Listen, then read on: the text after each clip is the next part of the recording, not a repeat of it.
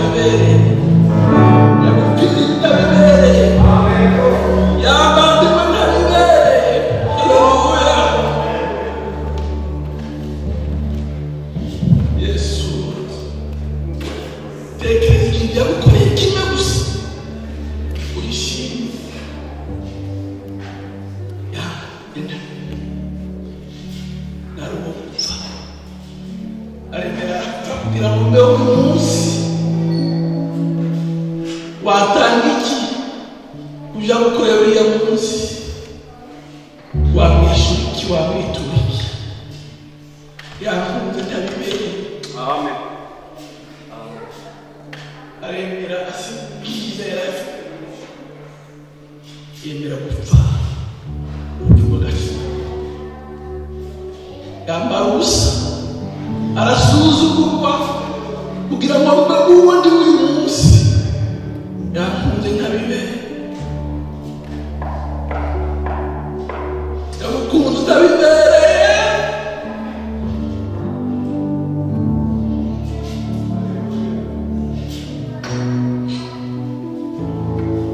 haleluya Amen. tekereza icyo yakoze kuba twumeka umwuka kuba twitoba abana b'Imana nuko yemeye gupfa akaduhuza na se wo mu ijuru bari twaratandukanye n'ibyaha byacu arabyikorera kugira ngo tube abo turi uyu munsi. Ndashima Imana kuba ngeze aha ndashima Imana kuba duhaye ibyishimo kugira ngo nezerewe nishimye niba nawe wishimye Imana imugishe ya ndirimbo yafashije yakunze ntabibereye yanitangiye ntabibereye ntabwo nari kuzabona inuma ya buri kandi ikibazo cy'inuma ibyaha yaratwikira ariko yaratabye abikuraho burundu ubundi ngo byaza umwaka bizabafukira mu mwaka nyuma y'umwaka bigasubira ku isi kongera akabitanga nyuma y'umwaka bigasubira ku isi aravuga ngo naraje rimwe rizima bagira ubuzima bw'iteka ryose ubuzima ufite ni ubw'iteka ryose amahoro ufite biyakesha wawe umusaraba. Ndashima Imana cyane mu gitondo kuba ngeze mu nzu yayo ndashimira ikaze yanjye buri munsi kuri ntabwo n'umushyitsi n'umwana w'umuntu ariko kandi n'ubwishuti ugaruka wawe ndabashimira ku ikaze yayo ndabashimira ku ijambo mwami yuko tuganira bahaye ikaze ijambo ry'Imana tudatinze gusoma ijambo ry'Imana rwandiko rwa kabiri rwa Timoteyo ibice 4:6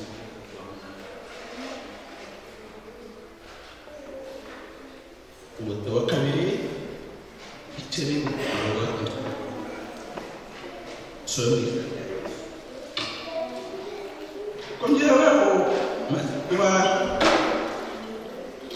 kongereho maze kuba tuza kwicarana igihe cyo kugenda cyane kirasohoye arwanya intambara nziza narinze urugendo ari byo kutse bisigaye mbiki kukamba kirana umwami wacu umucamanza abera cyangwa kuriya munsi n'amaraso y'ideni ahubwo n'abakunzi bose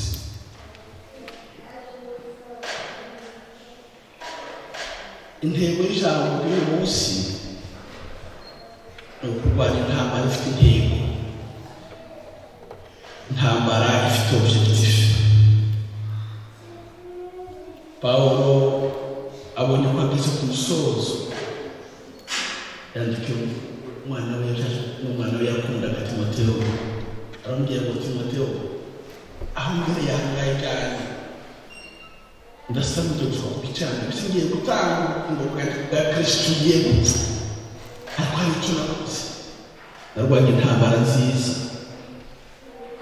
narangije ubwenge narenze ibyo kwizera nyuma y'ibyo byose hari ikintegereje ikamba umucamanza utabera zawe ariko sinengeye nyine nawe n'undi wese ukeneye kuzaboneka kwa Kristo kurwanya intambara nziza, intambara ifite intego, intambara yawe ifite intego, kurwanya iyihe ntambara intego y'intambara urwana.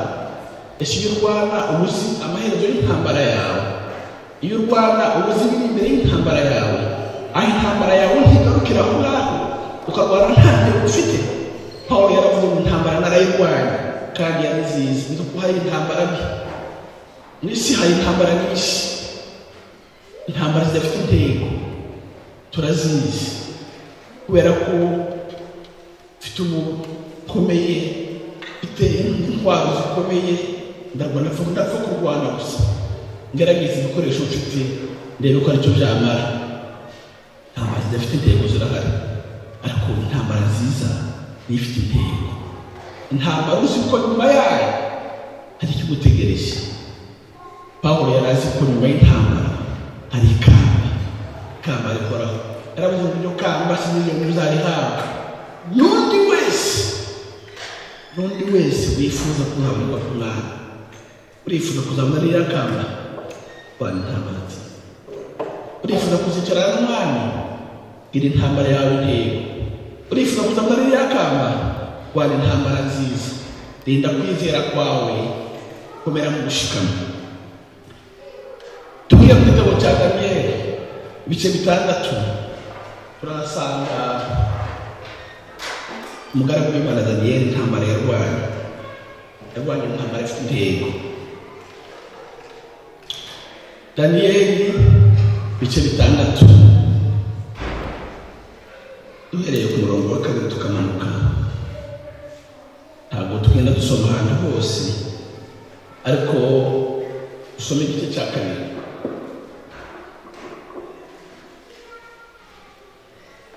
Bukeye Dariyo ashaka kugabanya igihugu mu ntara 120 ngo azigabire abatware b'intebe bakwire igihugu cyose, kandi abaha n'abatware bakuru 3. Umwe muri bo yari Daniyeli, kugira ngo abo batware intebe bajye bashyikiriza umwami, ngo umwami adapfirwa gusa. Igihugu cyari kinini cyane, umwami abona ko bitamushobokera ko yakiyobora wenyine, ahitamo kugaburamo intara 20, province 120, ashyiraho abaguverineri 120. Muri abo baguverineri afata abayobozi 3. Muri abo 3 ashyiramo Daniyeli. Ariko ugiye ku murongo wa 4 nkunda ngo Daniyeli yari atumye ku mwami.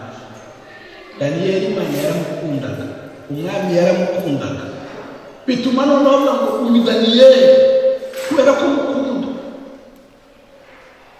atekereza kumwegurira igihugu cyose. Kandi mwumve ko Daniyeli yari mateko, yari umuja, ntabwo ari umunyagihugu, yari yaratetswe.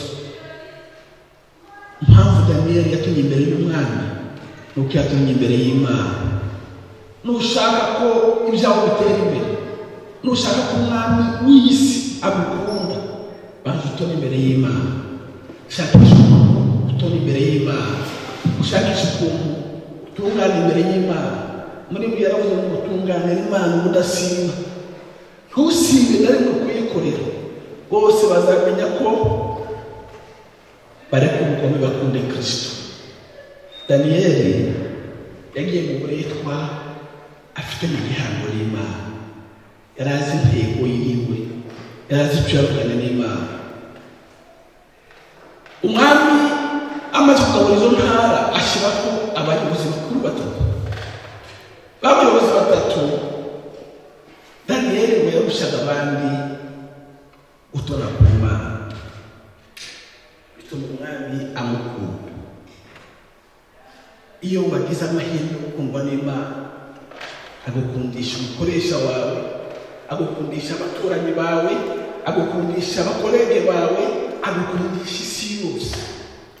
Ikintu cya mbere shakisha kumutona ku Mana, ariko n'umutona ku bantu Imana itamukunda bizapfa, hazavutse bizapfa, kuko imbere y'Imana udatona. Shakisha uburyo uhura n'Imana, ubumwe n'Imana, ubanza ushaka ubumwe n'Imana, Imana izagukundisha isi. Icyo Daniyeli yakoze, yatumye ku Mana, Imana yamureba ikabona n'umukozi wayo, bituma atabivuga ngo nubwo ari umugisha, nubwo ari materwa, numva ntabwo igihugu cyose akakibahisha. Yesu ashimwe cyane. Aho utuye bagufata gute? igitinyiro bagutinya bagihawe n'Imana cyangwa n'icyo wishakira. Nimba ari icyo wishakira kizashira, nimba ari gihawe n'Imana komera, bazakomeza bagutinye, bazakomeza bakubahe, bazakomeza bagukunde kuko wakunzwe n'Imana. Bukeye babaye umuzi wose 122 abaguverineri 120 n'ababajya babiri bagira ishyari barababara. Ni gute tugiye kuyoborwa n'umusha udafite ijambo uwo twatetse, ni gute agiye gutora imbere y'umwami duhari, ni gute agiye kutuyoboresha igihugu cyacu, agiye kugira ijambo ati bajya inama yo bashaka icyaha kuri Daniyeli. Sumira yahaye haranezeza cyane, ubashakisha icyaha kuri Daniyeli barakibura. Akidusomeye ijambo dusome kuri 4. Daniyeli yarushaga cyane abandi bayobozi.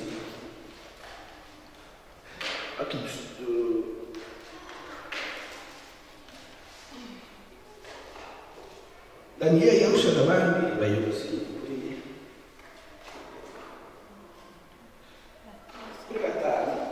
kubera ibisho abo bayobozi n'abategetsi bashakisha icyo bamurega cyerekeye umurimo yari ashinzwe n'umwami, ariko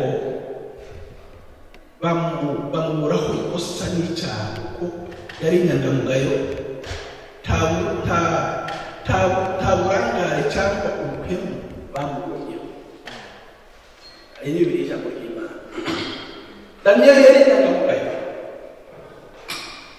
kandi bakoraga neza kuko nta buhemu bamubonanye.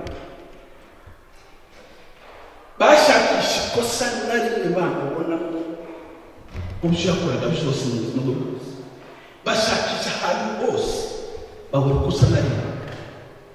Isi no gushatse ikosa iwawe baribona cyangwa baribona, ibyo ukora ibyo ukora bakoze iperereza kuri ndewe, bamurika bamudekaho umwami bavuga ngo reka bashakishe ikintu bandika kuri makuru, bakibura. Daniyeli mu barashakishije kubera ko yari inyangamugayo, ntabwo yari ibihemu, yakundaga umurimo yakoraga. Barakibura, baravuga ngo kubwira ko ubona ikosa nuko tubishaka ku Mana yiwe, nta handi twabona ikosa. Kandi kugira ngo tubibone nuko tuzana ibintu Imana idakunda Daniyeli akunda gukora ku Mana. Nitubibuza Daniyeli ntabikora, kira kibaye ikosa, yari baye icyaha. Nta handi twabona ikosa usibye ku Mana ye. Icyaha nawe bakakuraho ikosa bakarishakira ku Mana yawe. Nukora neza ukabinyangamugayo ugatonda ku Mana, nta handi bazagushakira ku Mana yawe. Ariko niba bakubona ikosa ntabwo uratonda ku Mana. Uyu munsi bakubeshe ikosa cyakihagarara kubera ko Imana irongo n'undi simuzi, ariko Imana nimukomeraho bazabesha, bizafata ubusa kubera ko hari Imana igufiteho, hari Imana ikuziho.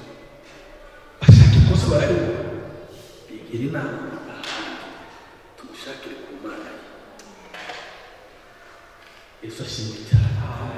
Imana yawe ufite icyizere, Imana yawe iragutonesheje, Imana yawe iragutetesheje. Baravuga ngo dushyiraho ukwezi kumwe, mugaragaza ukwezi kumwe. Baragenda babwira umwami twebwe twicaye twese, kandi bashyiramo Daniyeli kandi atarahari, twicaye twese turavuga ngo uhereye umunsi 30 ntibazasenga indi Mana usibye umwami Dariyo. Kandi kugira ngo biremeye ubishyiraho umukono, kuko ntabishyiraho umukono yari kubyara. Nubishyiraho umukono igihugu cyose kirabyemeye. umwami agira ngo Daniyeli arabirimo arabisinya.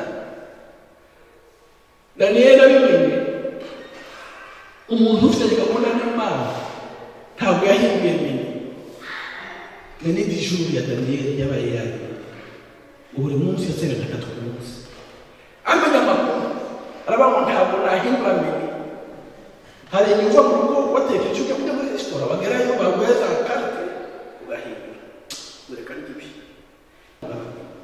umukozi w'Imana ntahari watuma agira amahoro yavuyeho abyuka umunsi wenda no kuba mucurangira bamwe ntishaka kumva abagizi ba nabi mwagamira Imana w'Imana mwamwagamiye nukerera arabyibuka abantu Daniyeli umugaragu w'Imana isumba byose yamana bakoreraga yabashe gukiza n'iminwa y'intare. Haleluya. Icyampa abakoresha bawe bakajya bavuga y'Imana usenga bakibaza mu Imana irasenga n'Imana imeze bazabitwa n'iki n'uburyo uzabyitwaraho n'imbuto uzaberera. Icyo gusa ugomba gukora shakisha urubuto no ku Mana, shakisha urubuto no ku Mana, ibindi Imana izabikora. Imana ni imbuto neza. Yabwiye Satani ngo abone umugaragu wa mbere iyo wabonye arambwira ngo buriya se yareka kumaho n'ibyo wamuhaye bitwara bikugezaho aguha umubiri wawe. Arambwira ngo uguhaye ariko ubwibuke Imana ikuvuga hiki. Imana ni kuvuga yugiye aha. Iyo mu bantu benshi bakuvuga hiki, iyo bakubonye bakwita nde? Si bakwita umwana w'Imana cyangwa bakwita nk'abandi bose. Ese umwana w'Imana wigeze ngaho wasohoka nk'abandi bose? Daniyeli aramubwira ngo umwami burya ntabwo sinagira ngo Imana sanzwe mfungwa n'Imana sanzwe ntumye ku Mana yewe nawe w'umwami nta kosa umfiteho ntabwo ngufiteho n'ubwo wakoze uriya si wowe. Hari impamvu ahamagara abantu muri uriya urimo Daniyeli arasohoka. Rero cyakira cyari kigoye.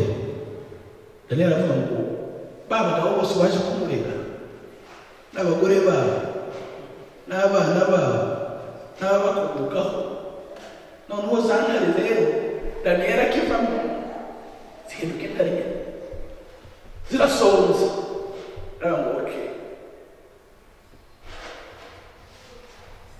mwami nyiri intare rero avuye baravuga ngo ntimwaraye mutariye ngiye kohereza ibiryo nimutegereze. Bari bohereje umwe none agiye kubaha benshi.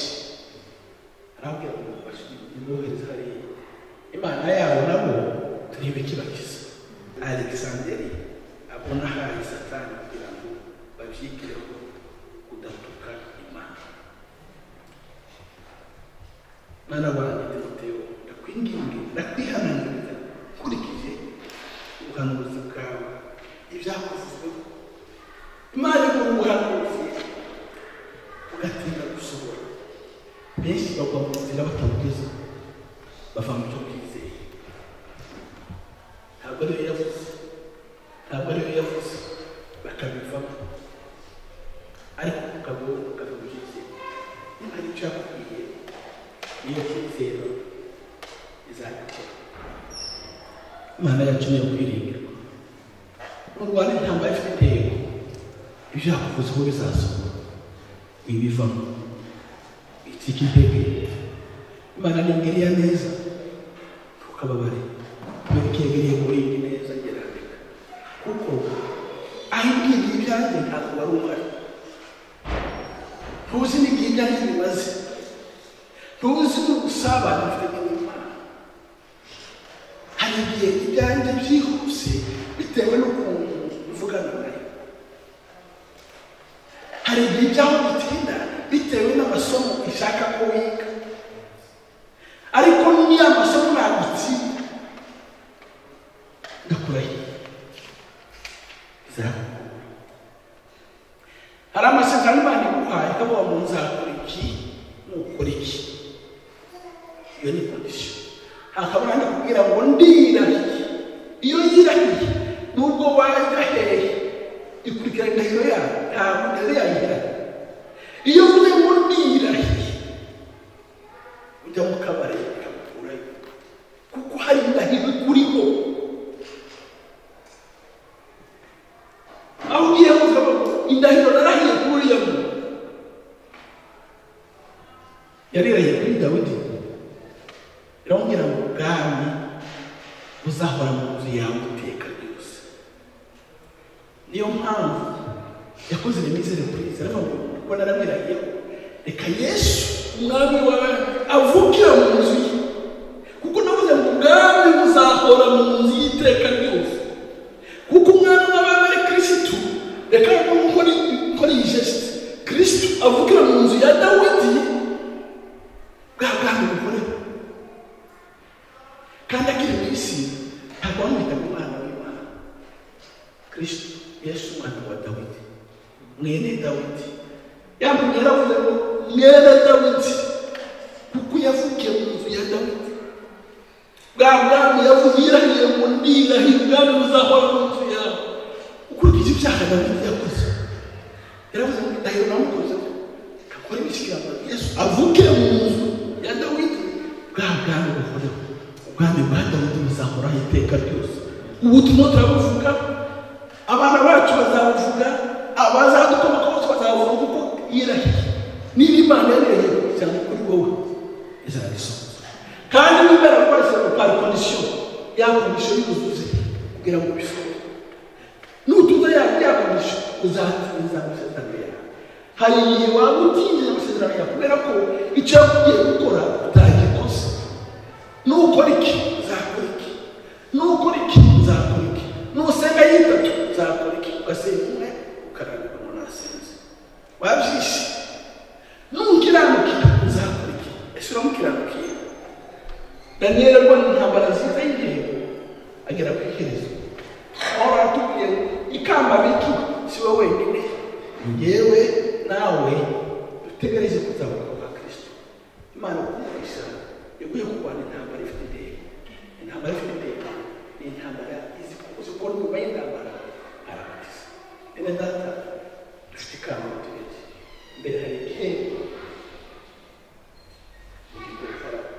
uharanire rero kuko kugira ngo mubone ni ukuharanira. Imana ikuhanisha. Amen. Amen.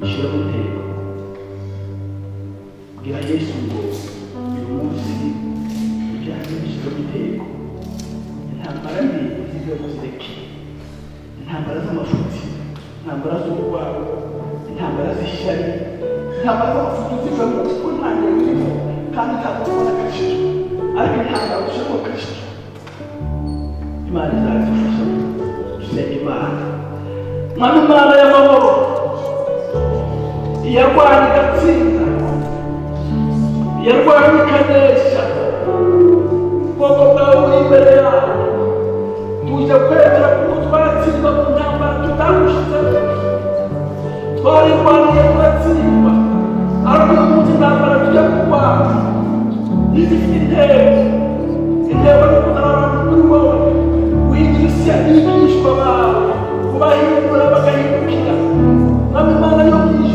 Rwanda ku isi itamwitorera ahubwo ngo tujye mu isi twigire isi ikurikira.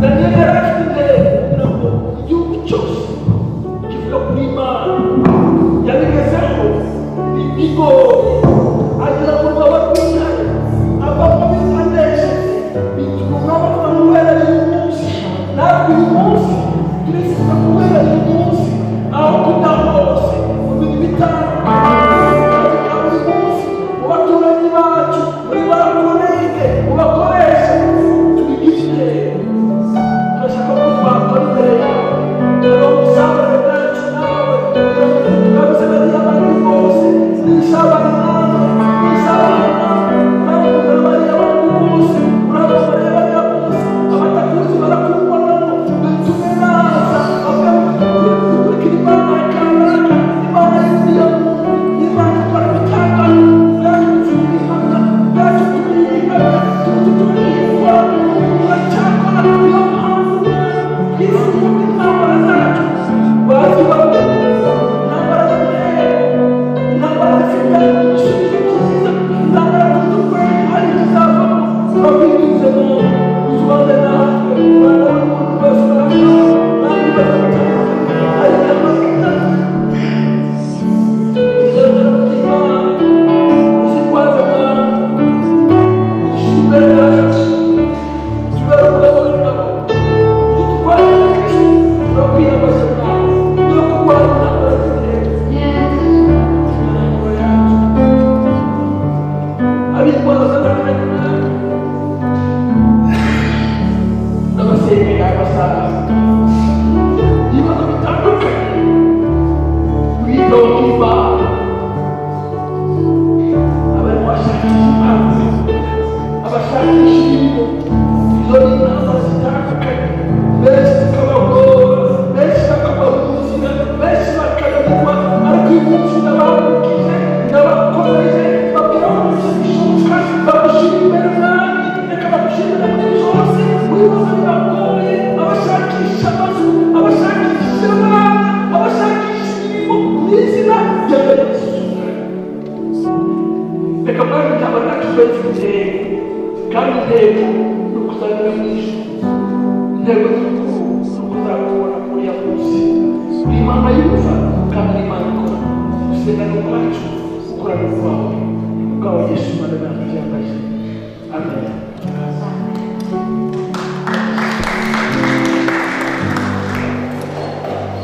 Haleluya. Turakomeje na gahunda tugeze umwanya